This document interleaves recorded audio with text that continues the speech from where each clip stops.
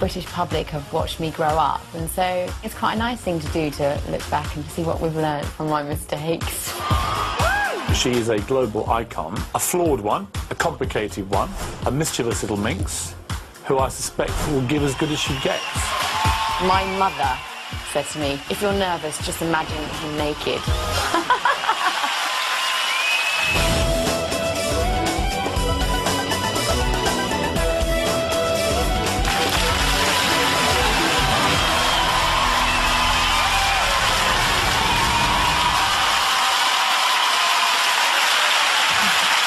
You were voted, at the height of the Spice Girls' success, Britain's favourite Spice Girl. You got a third of all the votes. You think you were the best? I wouldn't dare to answer that and say I just couldn't. You wouldn't dare to answer it? You'd dare to do anything? How can I? I just think that would be just so cocky to think were I you was the top best. dog? Were you the number one? No, I never thought I was number one. I actually thought I was always number two. To who? To Emma. Really? Yeah, because I think Emma was much easier to like. She doesn't ever offend anybody. And I think, although I think I can communicate well with people and hopefully they identify with me, sometimes I would put my foot in it a little bit more. So, but that is very flattering to think, you know, that I was the most popular. Emma won. Yeah. You two. Oh, God. Go on, who's three? I couldn't Oh, you say. can't stop there. No, no, no. We now have a pecking order, a ranking of Spice Girls. Who's third? It'd be according to what dolls were left on the shelf. Come on, who's third? Posh, scary, sporty. I think that's probably sporty. Sporty? Yeah. Do you know what, actually, I always refer to Victoria, which is quite nice. She, you know, she'd get this kind of very black or white feeling, either absolute adoration or not. She knows that she's like Marmite. You love her or hate her? Yeah. Which do you do? I absolutely love her. The girl that I know has got absolutely nothing to do with what I see in the media. She's... But at the moment, she's not even in your top 3 Spice Girls. That's talking about the image, isn't it? The doll. Who's fourth? I couldn't say. I'm going to leave it at that. Can't leave it there. We've now got the top 3. It's either Mel B or Posh.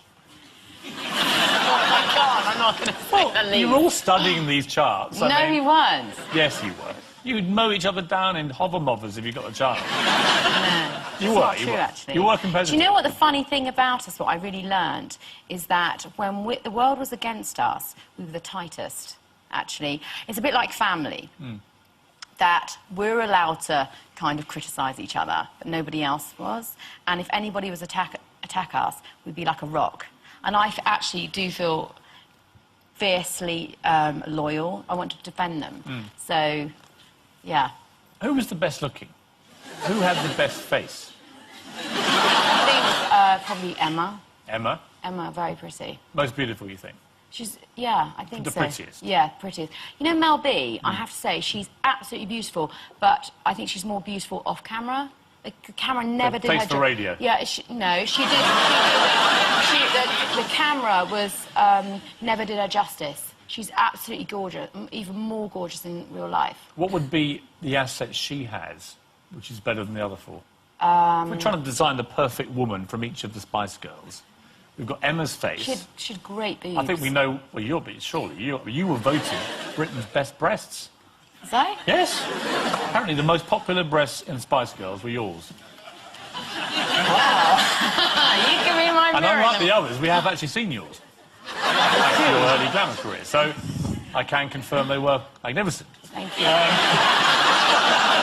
So you're definitely getting the best breasts. So we have Okay. Emma's face, your cleavage, Victoria's legs. Victoria's legs. Yes. Fantastic Oh, I would pins. say Melanie's bottom. Melanie's bottom. She's got an amazing bottom. This is Melanie B. B. Yeah. So what's Melanie C offering us? I would say I took her eyes, Right. and she has a lovely torso. And whose brain are we going for? Mine. That's your Victoria's. Do you think you're the cleverest? It depends what you define as clever, because sometimes you could say that Mel... If you all play Scrabble, who would win? Ooh, I think I studied more, OK? I've read, I'm more into... I think they'll agree that I've read a lot more. I love books. You're more intelligent. That doesn't mean you're more intelligent. There's all different types of intelligence, because I think Mel B had a very instinctive, you know, maybe it's not through, you know, academics, but she had very instinctive intelligence. And Victoria had a fantastic business sense. I have to say, I loved being a band with her, because no one was ever going to rip us off with Victoria in the band. She was so good at it. Who's the sexiest? Who do you think men would look at and want to go to bed with first? You were the girl power band, so I think these questions are kind of fascinating. OK, from my point of view. Yeah, from where you as the band leader really saw things, you know? Because you were all very aware of yourselves, I thought, and also the power you had, particularly over I think it was like a collective power. I loved, and I still do, and we show up, the five of us, we felt completely, like, in a way untouchable, because you've got each other. So if I said something, if I confronted anybody, I know that, you know, that I had these 4 girls with me that would back me up, which was very nice. What was the essence of girl power, do you think? At its heart, what was it really about?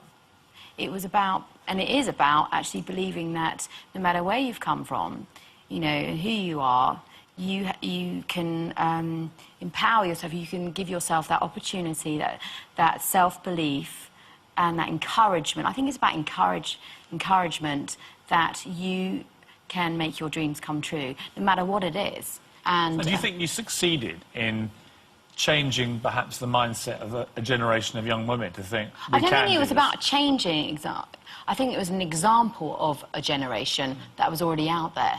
You know, that we was kind of, you know, these girls that you didn't have to lose your femininity, you know, you didn't have to burn your bra and behave like a man. Actually, you can celebrate. And you got into trouble, you said that basically feminism to you was about bra burning. And actually the feminist thing came after you, giving you a hard time. I think it's such an ugly word. It really is. Feminist. And I kind of think it's all levelled out. Do you? I do. Yeah. I think you were a force for good. A naughty force for good. A naughty. But a force for good. Yeah, I think sometimes in life, if it's done, it's how it's done. If it's done playfully and rather than ramming it down your throat, no one wants to be preached to. It wasn't about that. So, Geri, how is it that an ordinary girl from Watford became a global icon? From Watford to Hollywood, Geri Halliwell is one of the most iconic women of the last 2 decades. Everybody around the world knows Ginger Spice. Geri was well and truly a wannabe, and nothing was going to stand in her way on the road to fame and fortune. We are doing exactly what we want to do. We're pursuing a dream.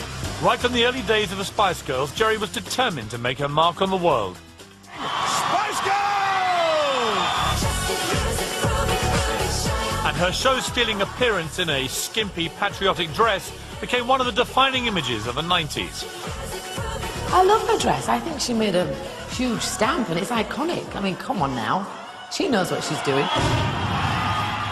She was the one that would take on the producers head on if I introduced them. You know, she could be very naughty, especially if they were male. I know you want to. Geri's breast falling out at the Brit Awards. I don't think she staged that, but, you know, it grabs the front pages. For Geri, the limelight could be difficult to share, and she tried to grab as much of it as she possibly could. It just became a little bit competitive, who could push the boundaries the most. And it was funny, obviously, meeting Prince Charles. Mel B kissed him, Geri pinched his bum. You have the world's press just 10 feet away. She couldn't help herself. But you know what? I think you're very sexy. Oh, no!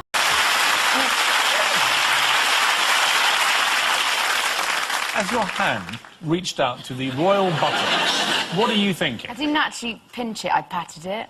It was more of a pinch. OK, the thing is, when I'm Spanish, okay, or half Spanish, and when you meet my mother, she says, hello, how are you? And you always pats your bum. That's her kind of, that's the way she is. So there's a little bit of that. So he's coming down the line. Yeah, I don't... You're seeing him with your mates.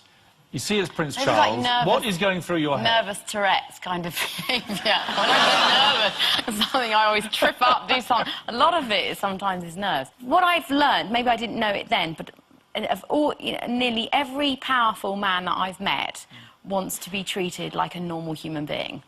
They're so... When you're head of a company, whether you're the King of England, whether you're so used to telling everybody what to do and everybody, like, kissing your bum. Well, did you quite fancy Prince Charles?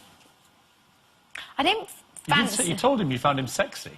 Do you know what it is? He's a prince, so that's at the time, so that's like, ooh, it's a prince. You fancied him, didn't you? No, I wouldn't say fancy. I was charmed by him. Yeah, he's charming. I mean, if he'd I stopped- sat next to him at our premiere. What was that like? That was funny. When I came in, like, on the movie with my I had this red swimming costume, and he went, ooh, that's very nice. So I thought that wasn't bad, going to the movies with He Prince said Charles. meeting you in that lineup was the second greatest moment of his life, and the greatest had been the last time he'd met you. Well, that's a bit of a clue, isn't it? It was like, come and get me, Geri. How did you come to decide to wear that Union Jack dress? Because that became your sort of iconic emblem. The last time I was at the Brits, before we were famous, I made my own outfit in this green spangly thing. So I was thinking, what am I going to wear? And I got sent this black Gucci dress. And I was thinking, oh, God, what am I going to wear? That's a bit boring. And so then I thought, oh, my God, I just got a light bulb. I thought, OK, Brits, celebrate being British. And so then, literally, I got my sister, she stitched it onto the dress, onto the black Gucci dress. And it's a tea towel.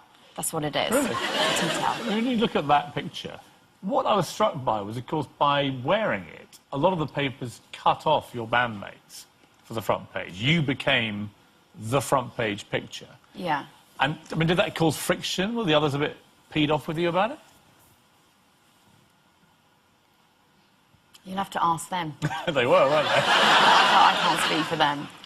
Yeah, but you must have been aware that they were a bit put out. You've got to understand, I didn't think, I'm going to stitch this flag on my dress and premeditate that I'm going to get all that I'll give you the benefit of the doubt that you weren't planning this to happen. But given that that's what happened, I was told they were all a bit cheesed off with it. You must have been thrilled, weren't you? Pick up all the papers, there you are. Do you know what? If I'm honest, I would say I was quite aware of not what... On one hand, it's a mixture of emotion. On one hand, I'm going, wow, everyone's, looking at my dress, and isn't that fantastic? But equally, I'm thinking, I'm quite mindful that there are 4 other girls in front of me, standing next to me.